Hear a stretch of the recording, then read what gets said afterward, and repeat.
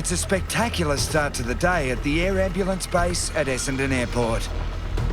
But flight paramedic Matt's first case is confronting.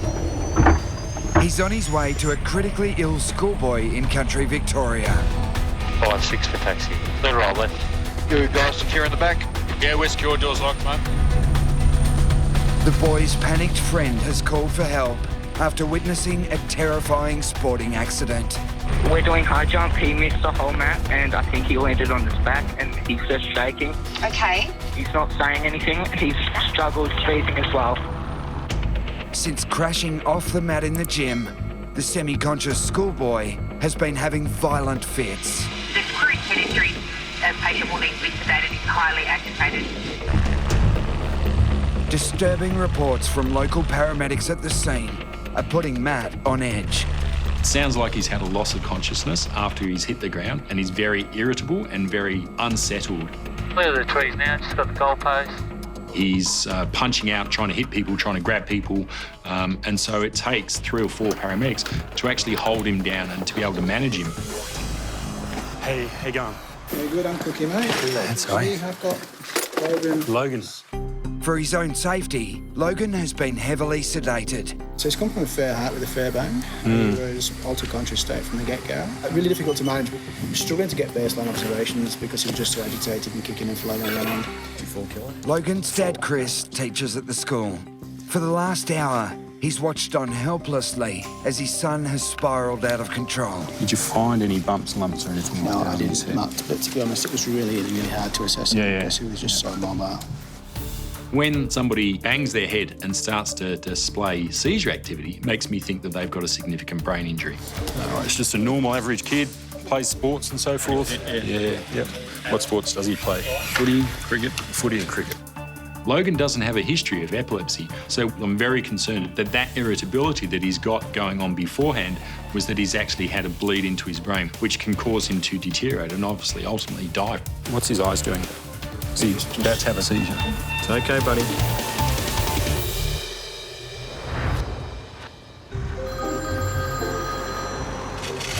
Put that on a mute. Still trying to learn all these functions on this smartphone. Phone's too smart for you. You're right. In Melbourne, Taz is venting to his partner Amanda. He just can't seem to work out his new phone. I texted my friend, can I use your Wi-Fi? And it's auto-corrected to wife. Can I use your wife? Can I use your wife? I mean Wi-Fi. That's totally what I meant. I know. I said, look, I'm sorry. Yes. How do you backpedal from that? Yeah, I was so embarrassed. I would be too. Oh, that's so good.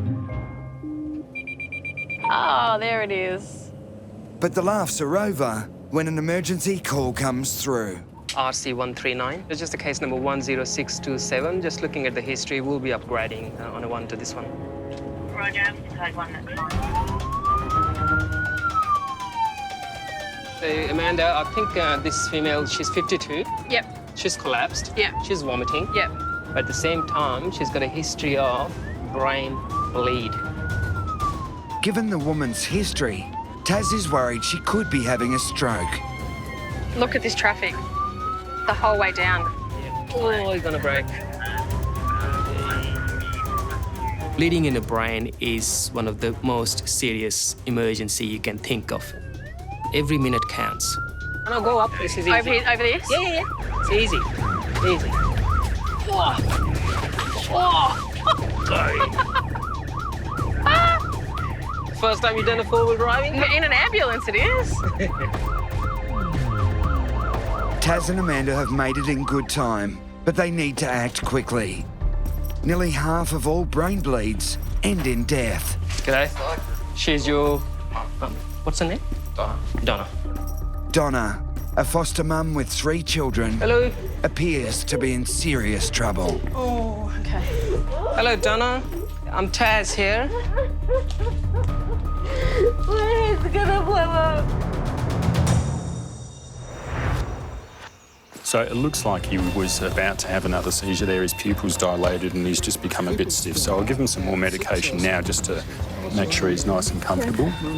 In country Victoria, Flight Paramedic Matt is worried Logan could have suffered a serious head injury. The 14-year-old schoolboy crashed onto the floor during high jump practice and went into violent convulsions. All right, Logan, just relax, mate. Just relax, mate. Logan's mum, Fiona, has just arrived to find her son heavily sedated. Okay. Okay, buddy. Okay, On buddy. his head, okay? Just relax, buddy. Dad Chris, a teacher at the school, has not left his son's side and is fearing the worst. It was very distressing. He was having really aggressive fits and seizures and trying to roll over and sit up and stand up. All good? Okay, buddy. Yeah, he wasn't responding. Never seen him like that before. Logan needs to be airlifted to hospital urgently, but to be moved safely, he has to be put into a medically induced coma. Have we got the ketamine drawn up? Can I have the ketamine, please? buddy. Can we grab a blanket or maybe that pillow, please? I need to lift up his shoulders and support his head and just get this underneath him. Any intubation is an invasive, dangerous procedure. I'm going to stop him breathing and put him to sleep effectively and take control of his breathing. So is everybody pretty much ready? So I'll give him some medicine in a moment, which will make him really sleepy, and then I'll put that tube into his airway and we'll take over his breathing from that point. All right, so let's go with some drugs, please. Everybody ready? And you're on the suction, You're ready to go. Cheers. Which relax you been looked after? Suction, John.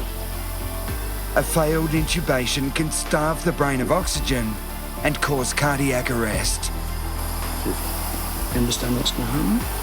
Yeah. I'm still scared about the unknown and what the outcome would be.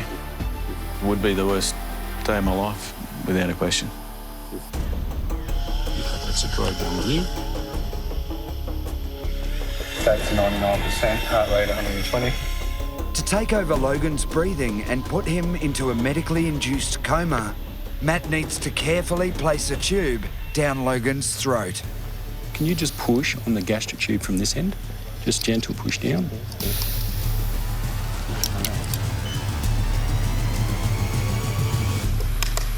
Just rise and equal. There's a left and right. waveform, got misting of the tube, got good rise and fall, and we've got entitled. That's great, I'll give you that. The intubation has worked, but the long wait to see if Logan's brain will recover is just beginning. Yep, that's great. Wonderful, that's terrific. So we'll just transfer him across onto our bed. We'll keep him nice and comfortable. He's going to sleep the whole way until we get him to hospital. Dad Chris will travel with Logan in the helicopter, while Mum Fiona will go by road. Ready, set, and go. So we're flying back into the Royal Children's Hospital, and I want to give the parents as much support and reassurance as possible, but I can't say exactly what's wrong with Logan at this point. I'm still concerned that he does have a brain injury. Yeah, I was worried that is he actually going to regain consciousness? Is he going to make a full recovery? All the things you expect to do as a father and son, may not be able to be done in the future. Look after yourself, buddy. Yep.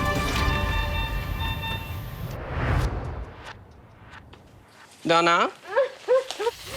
My head's gonna blow up. In Melbourne's western suburbs, Amanda and Taz are also dealing with a confronting medical emergency. With Donna's history of brain bleeds, they're worried the foster mum could be having a potentially life-threatening stroke. When did this start, Donna? Half an hour ago. Half an hour ago. To walk in and find Donna in this much pain, I'm worried. Is she having a bleed and is it getting worse? Have you taken anything for the pain, darling? Aspirin. Out of all of the pain relief options she's got, she's chosen the worst one. Aspirin thins your blood, and if she's already bleeding, this is going to make this worse. Either you can sit or you can lie, whatever is comfortable. Yeah, beautiful. I'm sorry. No, don't apologise. No, can I look into your eyes then? Open your eyes. Taz quickly checks Donna for the telltale signs of a stroke. Can you squeeze my fingers, please? The other hand? Other hand also? In our stroke assessment, we need to ensure that the patient's got strong grip strength, whether or not they're suffering on one side more than the other, whether or not they're able to talk, whether there's any slurring or drooping of the face. At this point, other than Donna's pain, she's not showing any clear signs of having a stroke. But that doesn't mean the foster mum is out of danger. Oh, my head. I'm just about to give you some spray up the nose, okay? And that should help a little bit with the pain. Ready? Yeah. 1, 2, 3, 4. Okay? Good. Donna, what other medical history you've got? Migraine. How often do you get migraine? 2 to 3 times a week now. 2 to 3 times a week. It's knocking me around, so I'm shocking. Does it feel like it's another one of the migraine? It feels worse. It feels worse. A migraine's not just a bad headache. They are absolutely horrendous and they can affect you for days. I suffer from migraines and I know that pain. All I want to do is make this woman more comfortable. You're all right. One big move to the stretcher and then that'll be it, Got okay? medications ready. That's it. Good girl. In case. At this point, we can't ascertain whether or not Donna's having a migraine or a bleed. Every second counts. This woman needs to get to hospital ASAP. Good to go? Yeah.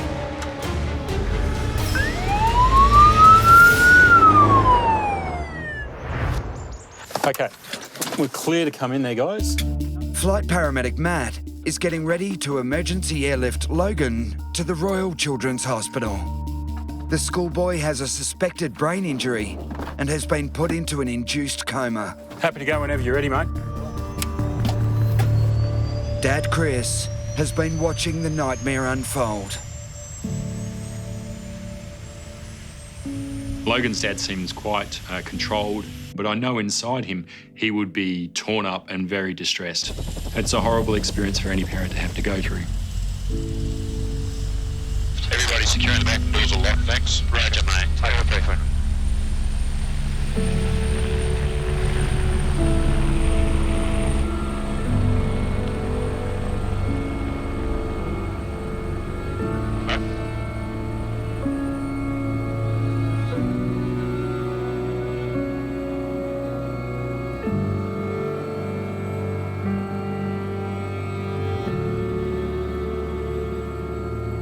Yeah, Logan loves his footy, but he's a complete cricket nut.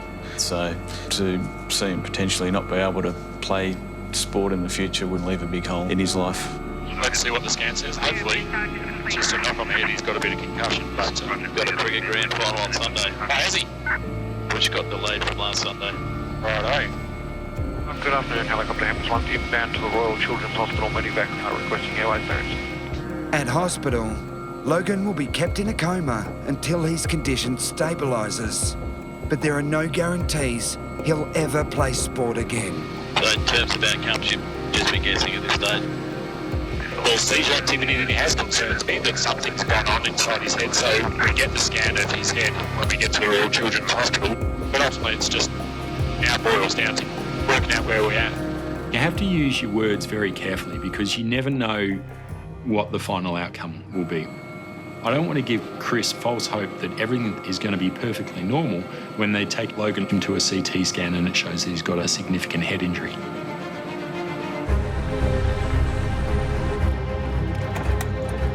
Logan will now be rushed to the emergency department where doctors will assess if the 14-year-old has suffered any permanent brain damage. As I was walking across the helipad, all the potential bad outcomes, the worst case scenarios were buzzing through my head, whether he'd, be able to function as a normal person in the future. Am I going to have to feed my son with a spoon for the rest of his life?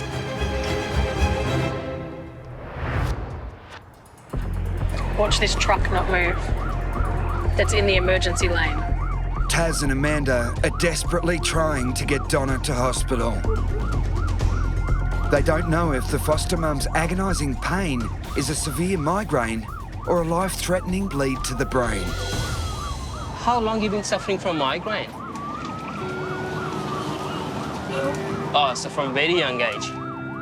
Okay. Donna, may give you some oxygen, okay? The pain relief's finally kicking in and Donna has calmed down. You better now? Yeah, you look comfortable now. That's good. That's good. It's a big difference from time we came into your room when you were upside down. At least you can relax now. Good. That's all right. We just want to make sure that you feel better and you get better soon. I hope Donna gets better as early as possible. Being a foster parent, I think there's a lot of people rely on her. It is a very demanding, it is a very challenging job. Specialists at the Royal Melbourne Hospital are waiting to give Donna an MRI scan. If a bleed is found, her life is still in danger.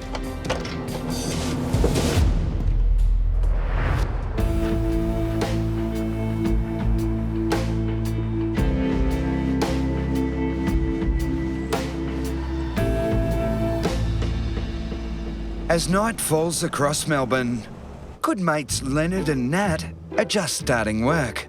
Feels nice. I feel like a teenager again. I do. I mean, because of my new guy. Yeah. Like honeymoon phase, you know, when you meet someone and you're all loved up and it's all exciting. How much do I know about Natalie's love life? A fair bit now. I mean, there was a period where she was trying Jewish Tinder. Oh, hello. What are you doing? I'm on J-Swipe. Give me a look. What do you think? Yes? No, gone. I don't like it. Right, gone. I don't like to admit it, but I had a blast doing J-Swipe with her. No, swipe left. I don't think that was overly successful. But hey, she's found a pretty good guy, I think. Not on J-Swipe. I think she found him the normal way. He may not be Jewish, but he slotted right in. You would mistake him for being Jewish. I mean, he's Jewish from the waist down, so does that count? But it's back to business as the team is called Lights and Sirens Code 1 to a potential heart attack. 715 received, code 1. So, Leonard, the only information we have is that we're going to a 65-year-old male with chest pain. They're no longer on the phone with this patient. We don't know what the cause of the chest pain is. We don't know what his past history is. We prepare for the worst, expect the best, is what we like to say. And I think anyone that calls an ambulance with chest pain, we need to take it very seriously. Hi, I'm Natalie. Hi, I'm Harriet. Hi, Harriet. Come on through. Where am I off to? Straight and left. Hi. Hi. What's your name? Warren. Hi, Warren. Warren and wife Harriet were enjoying their traditional Jewish Friday night Shabbat dinner when his left arm started aching. He was going, oh my God, it's so sore, and he was feeling pain. So it was quite severe when it happened? No pain. I don't feel any pain at all, except for the discomfort of where it is, it aches. Okay. While Warren is playing his symptoms down, Nat's not buying it. It feels muscular, like I've strained myself by lifting or pushing. So when you move that arm around at the moment, does that change that feeling of discomfort at all? Nothing really. It's just that a little bit heavy. Just a bit heavy? Yeah. Although Warren's looking pretty relaxed, I think Harriet's telling me the real story. Heart attacks are very sneaky buggers. People assume that they will feel central crushing chest pain. People describe it as though an elephant's sitting on their chest, but it's so often not the case. Warren may be having a heart attack tonight.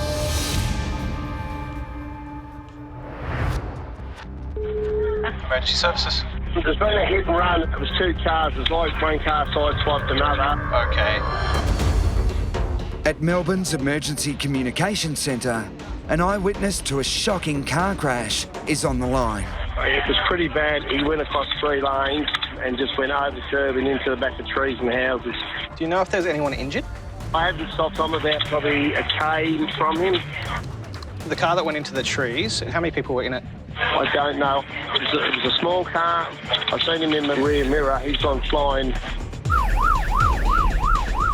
Intensive care specialist Cullen's on his way to the accident on the busy Nepean Highway. He's taking the shortest route possible. One of the great things about Melbourne is that we have tram tracks, which allows emergency services to get through a lot of heavy traffic. As he arrives, all Cullen knows is the hit-and-run victim has slammed into a tree. I'm yet to see how significant that impact was, but the car always comes out second best when it hits a tree. Group 1 patient who's currently trapped by his leg. 99 receiving. When I first see the car, my worst fears are realised. The driver's door is wrapped around the tree. How can anyone survive this? This is a massive impact.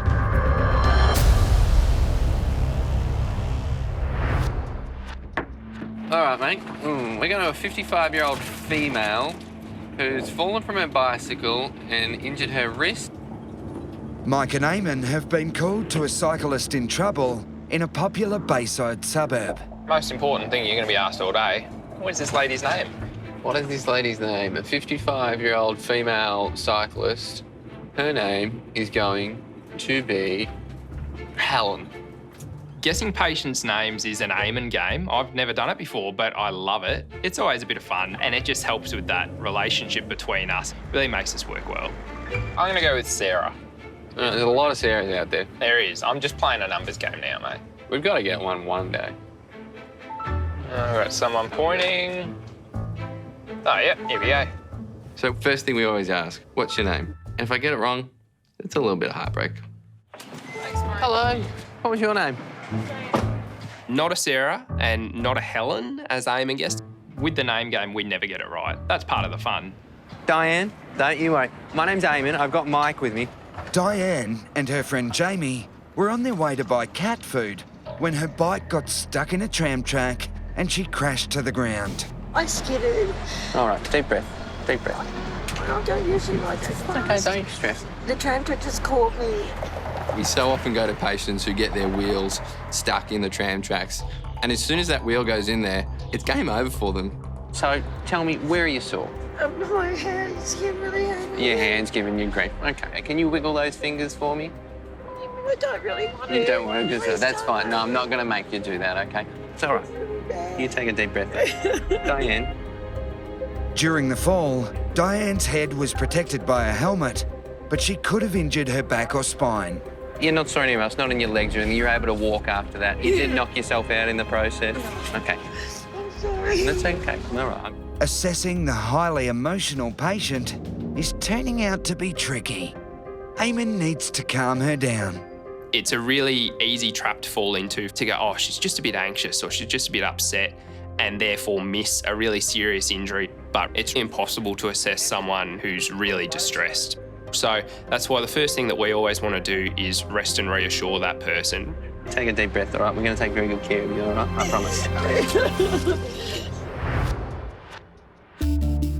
Warren, what we'll do is we'll check you out, head to toe. We'll get all your vital signs. In a nearby suburb, Nat and Leonard are worried 65-year-old Warren is still having a heart attack. What have you had in the I've had a past? stent. Yes. Before. See, have you ever had chest pain before? I've had...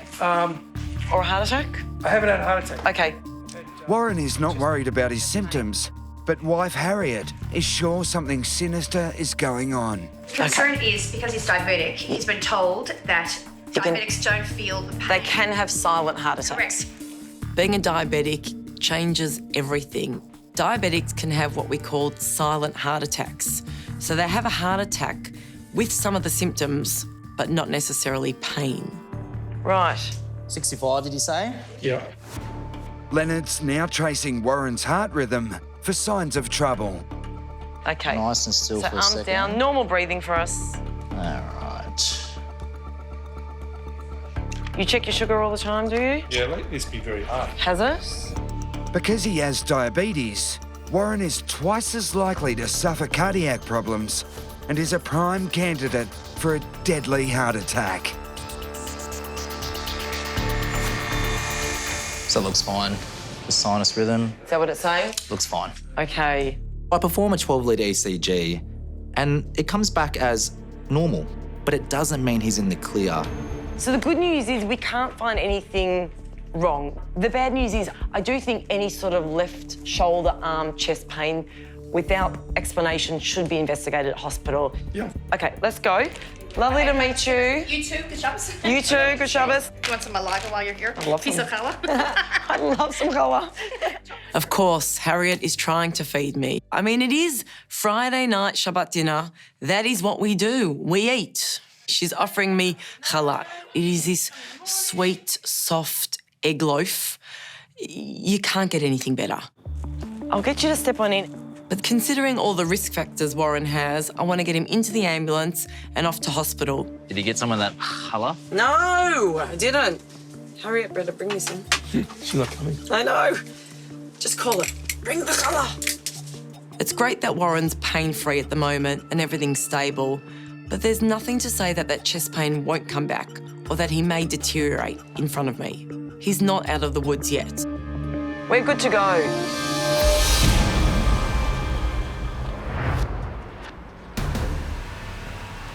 Back on the busy Nepean Highway, intensive care paramedic Cullen has arrived at the scene of an horrific hit and run. As he approaches the trapped driver, he has no idea just how severe the injuries will be. Okay, mate, how you going? My name's Cullen. I'm from the ambulance. Have you got much pain in your legs? Yeah. Pain in your hips? Can you move your feet? I can't move it like that, yeah. Yeah. He's fully, the door's fully on his... Yeah, sure. 28-year-old Abdul has been sideswiped off the road. Do you have pain in your leg here or leg down there? Yeah. You do? All right. He's still trapped from his waist down by the car. I'm trying to see what his injuries are at the moment, and we won't be able to fully assess those until we get him out of the car. How old are you, mate? I'm fine. Sorry? I'm fine. How old are you? I'm fine. As I'm looking in the car, it's dark, but I can see that Abdul is a bit confused, which makes me suspicious that he has sustained a head injury. So what we're going to do, we're going to put a needle in your arm. We're going to give you a little bit of pain relief to get you out of the car. We're going to rely on heavy rescue to actually chop out some of this car before we can extricate you, all right?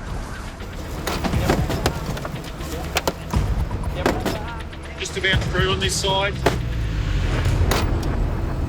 Have you got access to his legs over there yet? Yeah. Yeah, would it interfere with you guys if I came around and actually inspected his legs and pelvis?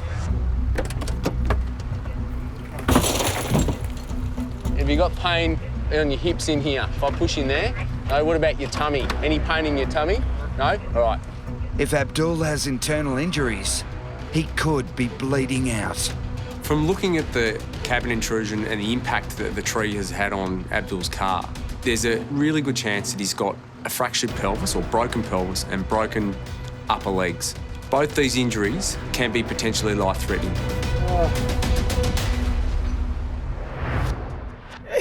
Diane, what are you so upset about, Diane? Sorry. It's getting late, and Eamon is still trying to pacify the traumatised Diane. She was heading to the shops for cat food when her bike got jammed in tram tracks and she crashed to the ground. It's hurting. All right, that's what we're going to get sorted right now, all right? Okay. Reassuring patients, it's the cornerstone of what we do. Once we've calmed a patient down, that's when we start to get a real understanding of what's actually wrong. So this medication's called fentanyl. It's a couple of... How old are you, I'm sorry? I'm 55. No worries. I'm going to give you a couple of squirts up each nostril. 21. 21. That's what I was thinking. And then once we get in the ambulance, we'll look at maybe putting a needle in your arm to give you something a bit further for the pain, OK? With Eamon's charms and the pain relief working their magic, 1, 2. treatment of Diane's injuries can finally start. Pardon me, I'm going to sneak in there beside you. This is Diane, I don't know. Oh, hey, Diane. Sorry, I'm Mike. You look like you've done a couple of rounds with Mike Tyson. Yeah, you still got your ear, though. Was he the ear biter? I think so, yeah. Yeah, right. So this won't be tight. Diane's badly injured wrist may not be her only problem. Eamon still needs to rule out a spinal injury. You're not sore anywhere else, not in your legs or anything. You're able to walk after that. You did knock yourself out in the process. No, I didn't want to injure this. Oh, no, that's understandable. Yeah. Fortunately for Diane, she doesn't seem to have any tenderness. She hasn't got any sort of altered sensation in her fingers, so I don't have any major concerns for Diane's spine at this stage. Where do I sit on this thingy? Yeah, you sit on the bed for me, all right? How's your pain at the moment? Oh, yeah, when I do that, when I move that, it's really bad. Where's that, Zora? And you're at risk there. Yeah. Diane will be fully checked out at hospital, but tonight's trauma is taking its toll. Diane. I'm playing the guitar, what am I doing? Diane. I'm pretty good with pain usually, but this is really bad. Poor Diane, she's a bit of an emotional roller coaster. Here you go, tissues. Just when Mike and I think we've got her reassured and calm, and then she gets upset all over again. So we have to just let her know that everything's going to be okay and wait for some of that pain relief to kick in as well. She's going to live, but it's going to suck for the next little while. Diane, look at me, look at me, look at me. You shouldn't have this much. Sorry.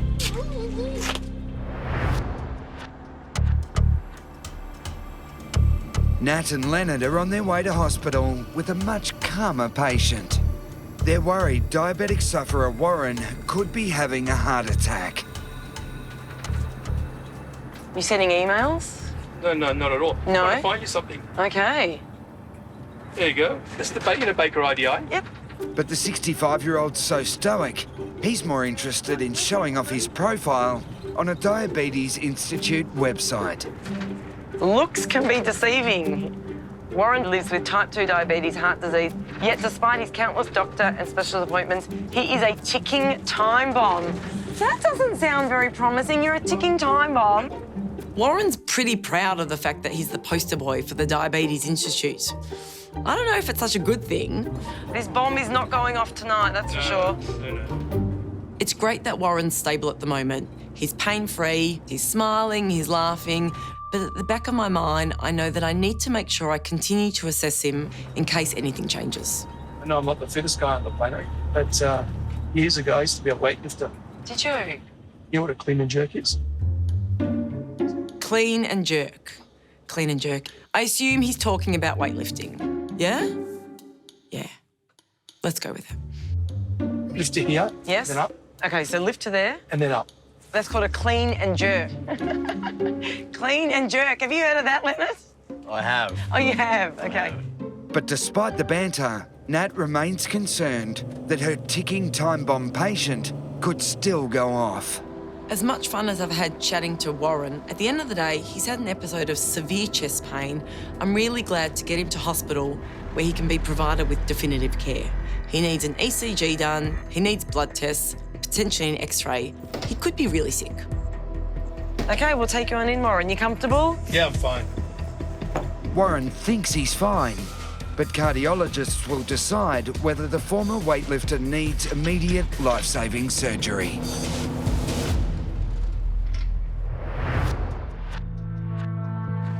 How's the pain, mate? Just a few kilometres away at the scene of a terrifying car crash, Cullen's trying to find out if the victim's legs have been crushed. Can you feel me touching you there? That feels normal. What about there?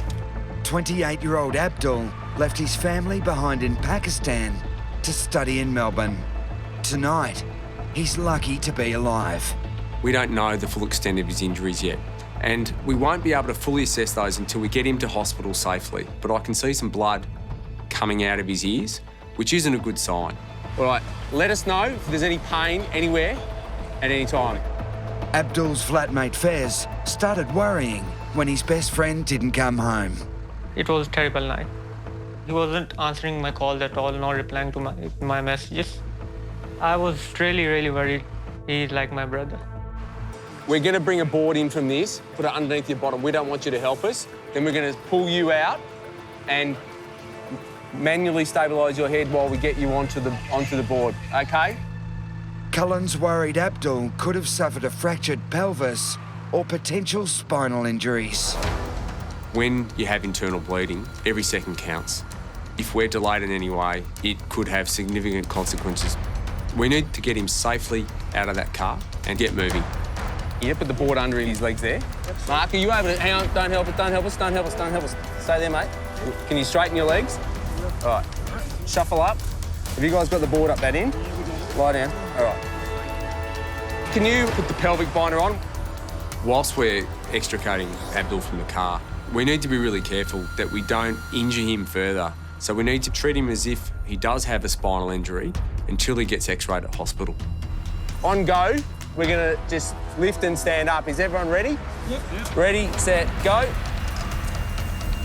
All right, so we'll walk either side of the bed. It's nice and still. Don't move unless we ask you to, okay? Yep, all right, we're going to get you in the ambulance now. Abdul's being rushed to the Alfred Hospital Trauma Centre while rescue teams worked to clear and reopen the highway. Abdul, can you wiggle your toes for me? Can you wiggle your toes? Once I get Abdul into the ambulance, to my amazement, he sustained no significant lower limb injuries that I can see at this point in time. Push back up. But it's the injuries that I can't see that I'm worried about. All right, we're just arriving at the Alfred now. Abdul, all right?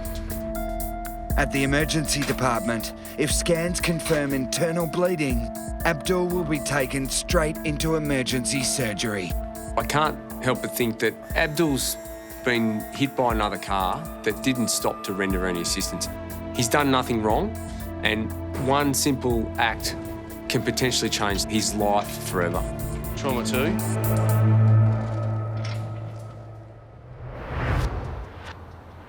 You shouldn't hurt this much. You shouldn't.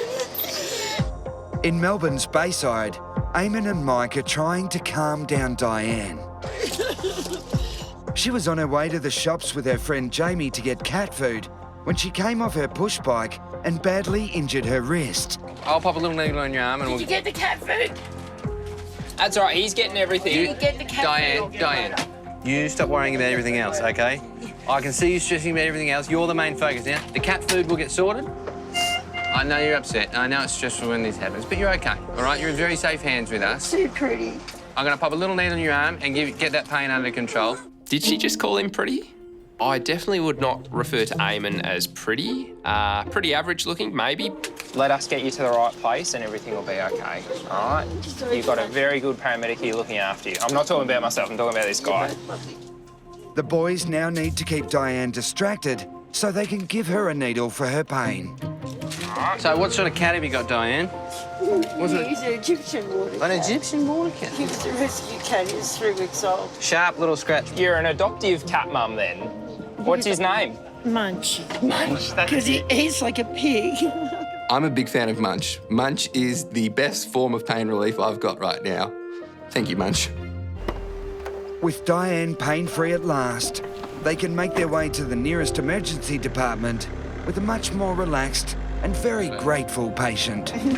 I always feel my #1 hero because you always help everybody with your life and death or life and care. Word is officially in from Diane. We're #1 on her hero list. Diane is well on her way to being my all-time favourite patient ever. Oh, we're here. We're here. He's an efficient driver, Mike. It's good. Thanks, Mike. Oh, you're very welcome. The trick is not to stop for red lights. Diane's had some pain relief. She's had a bit of a flirt. She's talked about her cat. Now it's time for her to get some x-rays and get this arm sorted. The triage nurse is a good friend of mine, so make sure you give her a hard time.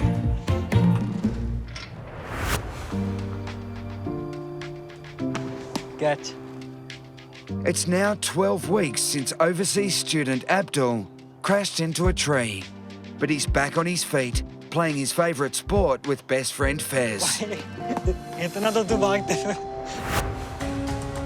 Hang on, don't help us, don't help us, don't help us, don't help us. Stay there, mate. On the night of the accident, Cullen was worried Abdul had crushed his legs and could have devastating internal bleeding. I was in hospital for 6 days, and it took me 2 to 3 months to recover fully. If you go to Windows. Abdul did suffer a fractured pelvis and jaw, a broken collarbone, and a brain hemorrhage, but has fully recovered and is back at uni finishing his IT course. The other driver, he called me after the accident, and now he is a good friend of mine. I'm so grateful to have another chance again. One more chance to live this life. Yeah, I feel so lucky.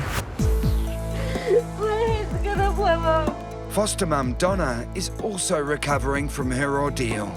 After a couple of nights in hospital, a stroke was ruled out, and she's now being treated for chronic migraines. Can you wiggle those fingers for me? I don't really want to. You don't want to? That's fine. No, I'm not going to make you do that, okay? Diane. It's been 2 months since Diane fell off her bike after she got stuck in tram tracks while out buying cat food. So what sort of cat have you got, Diane? He's an Egyptian water cat. An Egyptian water cat? Eamon's charms kept her calm, but Diane's wrist was broken After surgery, doctors sent her home to recover with rescue cat Munch. Meow. Munchy, munchy. But I can still ride. I'm very cautious because I need this hand. I write, I draw, I do all those things. So I'm listening to everything they told me and doing the right thing. I mean, your body's a temple. It's a temple. You've got to take care of the temple. In my mouth. I don't feel any pain at all. Nat and Leonard were worried that diabetic poster boy Warren was having a heart attack. He's been told that diabetics don't feel the pain. They can have silent heart attacks. Correct.